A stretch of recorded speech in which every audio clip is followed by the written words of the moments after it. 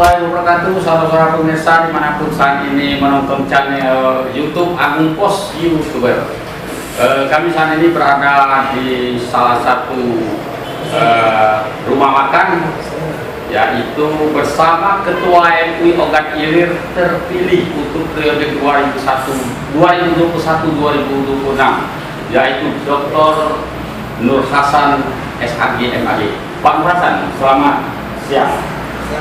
Ya, dan beliau didampingi oleh Dewan Pertimbangan Terpilih yang juga tim formatur saat Musda tanggal 28 Juni 2021 beberapa hari yang lalu. Selamat siang Pak Haji Bakar. Beliau adalah ketua di MUI yang juga mantan pejabat di Pemda Ogan Komering Ilir saat itu, oke, di Dinas Pendidikan. Pak Ketua, mungkin pemirsa ingin tahu, Bapak sudah terpilih menjadi Ketua MUI periode 2021-2026. Apa program pertama yang akan Bapak lakukan? Baik, Assalamualaikum warahmatullahi wabarakatuh.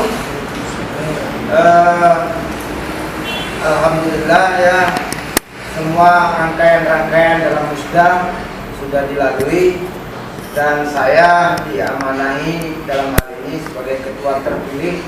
Terima kasih atas segala dukungan dan kepercayaan. Bagi saya ini adalah amanah yang sangat berat karena menahkodai orang-orang pintar, artinya para ulama, para kiai dan ormas keislaman. Ini adalah beban berat bagi saya yang harus saya jalankan. Maka itu saya minta bantuan, doa, dukungan dari masyarakat pada umumnya, umat Islam pada khususnya.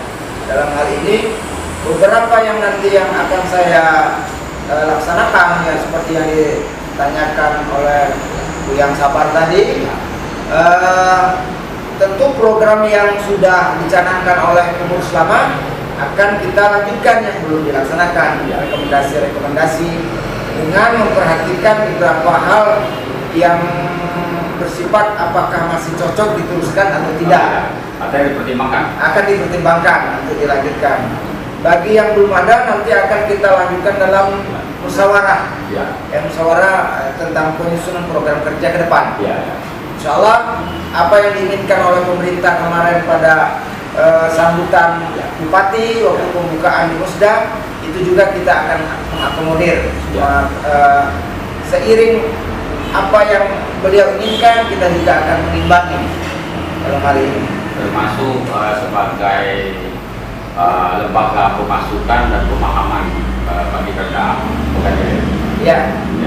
Jadi memang Pemda berharap bahwa MUI ke depan ini adalah lembaga yang dapat ikut serta dalam memikirkan, memberikan pertimbangan, nasihat kepada pemerintah dan ini pada masyarakat sudah pasti karena objek kita umat gitu kan, mitra kerja pemerintah dalam hal ini.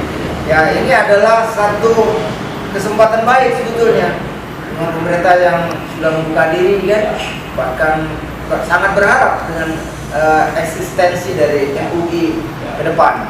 Pak Ketua MUI, saya terpaksa manggil Pak Ketua karena memang sudah ketua. Anda menurut saya kriteria pemerintah yang diinginkan pemerintah, masih muda, energi. Nah, ada yang satu hal yang perlu mungkin digarisbawahi dan segera dilaksanakan. Ogan Ilir kan gudangnya ulama seperti yang kita wawancara terdahulu. Sementara kita ini kan kabupaten santri. Nah, bagaimana Pak Ketua menyikapi hal ini? Apakah itu menjadi program pertama, prioritas pertama, atau tetap mengguyur? Jadi ya karena memang sudah menjadi rekomendasi kemarin dalam Musda, berarti ini yang akan kita susun di dalam program kerja. Jadi apapun nanti bentuknya, karena dia merupakan rekomendasi, ya saya mau tidak mau akan memprioritaskan. Tetapi dalam bentuk programnya apa, saya belum bisa menyebutkan sekarang, Pak. Jadi karena itu juga, ya paling tidak kalau kemarin itu merekomendasi ada membuat semacam monumen kabupaten santri. baik secara fisik ataupun secara kegiatan, gitu kan. Nah, itu nanti diterjemahkan dalam program kerja, mungkin nanti akan kita rumuskan di dalam rapat program kerja. Pak Ketua, berbicara pemahaman yang seperti diminta oleh Pak Bupati, MUI juga, ketua terpilih juga harus kira-kira menjadi pemaham bagi pedagang hilir maupun masyarakat. Nah, sekarang di organ hilir ini kan bukan di organ hilir saja sebenarnya, sudah nasional bahkan internasional. Organ hilir kan termasuk peredaran narkoba terbesar. Nah, bagaimana nanti rencana MUI organ hilir untuk memberikan pemahaman bahwa itu barang haram dan barang terlarang? Baik, saya kira kalau untuk gerakan ini sudah berlangsung lama, artinya sudah dilakukan. Tinggal kita meningkatkan intensitasnya. Mungkin bisa nanti kami kerjasama dengan MUI kecamatan dan bisa kita lakukan secara berkala pembinaan terhadap remaja. Karena juga kita punya bagian komisi yang membidang itu. Nanti dalam program-programnya, program dakwah misalnya kita arahkan ke sana, karena betul Pak, ini adalah generasi harapan bangsa yang akan mengganti para pemimpin. Kalau generasi ini tidak kita perhatikan, bagaimana nasib organ hilir ke depan? Ini hilang yang di kota santri ini, mabuk semua isinya. Artinya kan organisasi MUI ini menjadi satu harapan untuk pencerahan yang akan diperhatikan oleh masyarakat. Kira-kira Pak. Ya, memang harapan dari kita semua sebetulnya, khususnya para elit politik, walaupun mereka cenderung di bidang politik, tapi masalah akhlakul karimah ini, yang sabar ini adalah tidak bisa kita anggap sepele. Bahwa apa yang kita bicara hari ini itu akan mencerminkan masa yang akan datang. Dan kita harus berperan. Kalau tidak sekarang, kapan lagi? Kalau tidak kita, siapa lagi? Jadi seperti kita yang di MUI, kita juga ya tentu dengan apa kapasitas kita. Media mungkinnya Pak Basri juga bergerak dari sisi media, maka kita sinkronkan, bersinergi dalam keinginan dan harapan ini. Sebagai orang media, Agung Pos Group akan membackup. Insya Allah, terima kasih. Pak Ketua, selama ini kan banyak pengurus, kita berbicara sebentar sedikit saja, bahwa pengurus ini kan banyak yang katakanlah tidak aktif. Ke depan diharapkan banyak harapan semuanya aktif. Artinya diperdayakan oleh ketua mereka supaya aktif. Nah, untuk ke depan ini itu ada perampingan di struktur organisasi kepengurusan atau ya melebar diperbanyak? Tadi berkembang juga di dalam rapat formatur dan ketua terpilih untuk membicarakan soal kepengurusan. Nampaknya pada awalnya memang keinginan kita ingin merampingkan. Tapi terus terang ketika banyak orang yang ingin ikut bersumbangsi di dalam keorganisasian ini, kita tidak bisa juga tutup mata. Kalau memang dia memang ingin aktif, ya kita welcome, kita terima. Jadi mungkin tidak gemuk, tidak juga kurus, tapi sedang-sedang saja lah. Yang penting semua bisa terakomodir dan kita juga tidak membatasi untuk mereka berkiprah. Karena MUI ini salah satunya kan untuk menyatukan ajang silaturahmi dari lintas keilmuan. Jadi di situ ada cendekiawan, ada zuama, ada ulama. Maka saya kira memang agak sulit kalau mau ramping betul loh. Paling tidak ya kalau mau bekerja apa salahnya ikut? Iya, kalau dalam tujuan baik apa salahnya? Cuma saja saya berharap kepada nanti yang terlibat di dalam kepengurusan kabupaten, juga kecamatan nanti akan kita benahi. Memang orang-orang yang punya komitmen untuk memajukan MUI ke depan, supaya tidak seperti apa yang vakum atau disebut ada nama tapi tidak ada kerja. Nah, kita berharap tidak seperti itu. Dengan akan lebih aktif lagi. Lebih aktif lagi. Mudah-mudahan. Sekarang ke Pak Dewan Pertimbangan, Pak Haji Berkat. Mungkin kami ingin menanyakan tugas pokok dari Dewan Pertimbangan itu apa Pak Haji Berkat? fungsi, ya, tugas pokok di mana itu mengawal program, mengawal kerja, boy, kemudian memberikan komunikasi. Yang berikutnya kita tahu sendiri bahwa majelis ulama ini struktural, dari pusat, provinsi, sampai kabupaten, sampai kecamatan.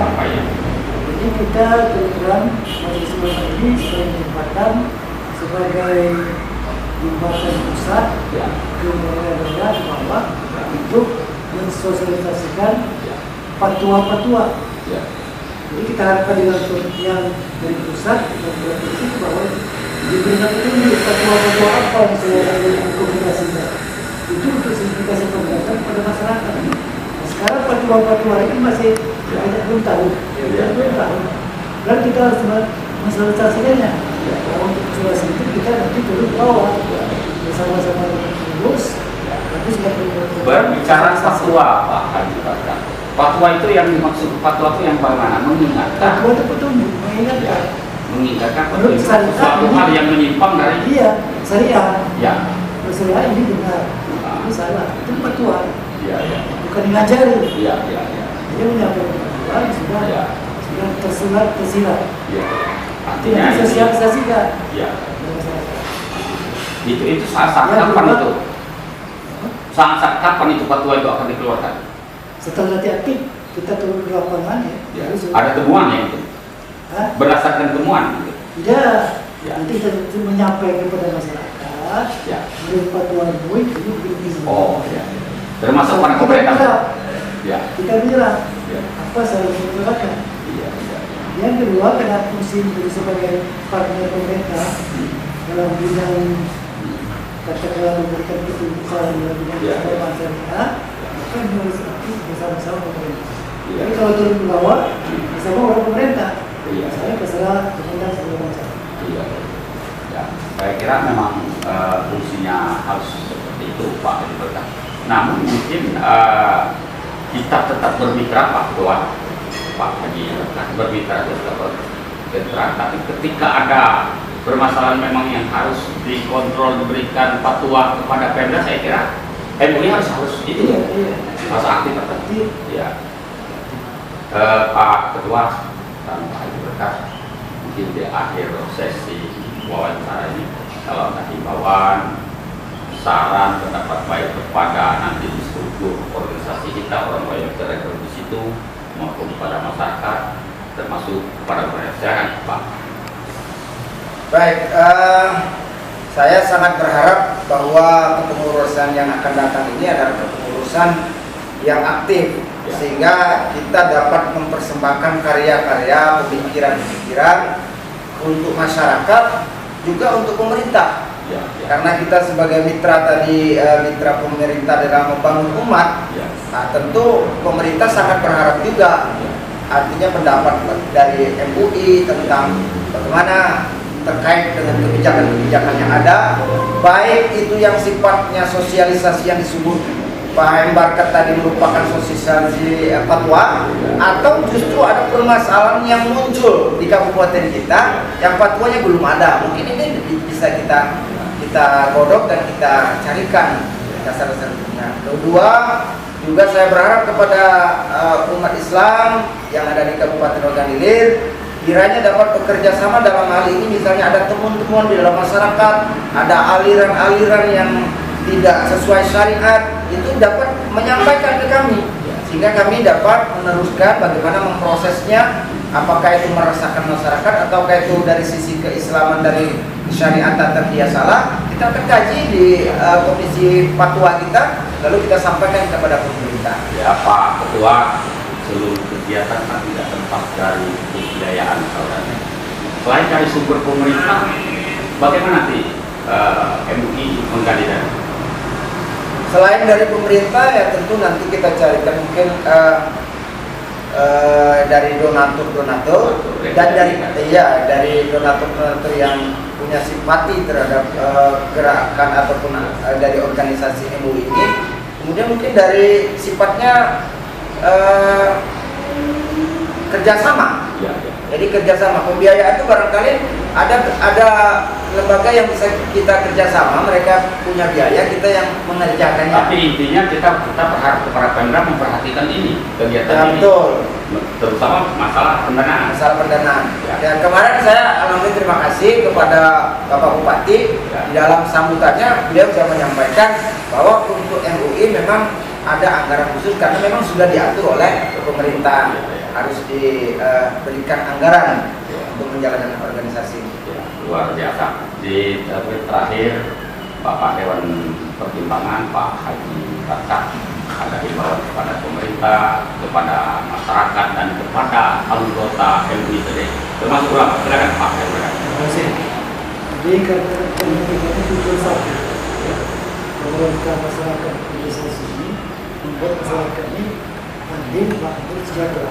Ya, Itu harus kita kerjasama. Kemarin kami usul kepada Pak Bupati, Pak Ketua DPRD wakil, setiap rapat-rapat DPR itu ya, terutama paripurna, kami diundang supaya mungkin bisa memberikan masukan dan mendengar apa kerja wakil rakyat itu. Jadi baru kita sendiri bisa bekerja. Ya, saudara-saudara pemirsa, demikian wawancara singkat kami dengan Ketua MUI periode 2021-2006 dengan Dr. Nur Hasan SAG MAG beserta Dewan Pertimbangan MUI Ogan Ilir Bapak HM Barkah.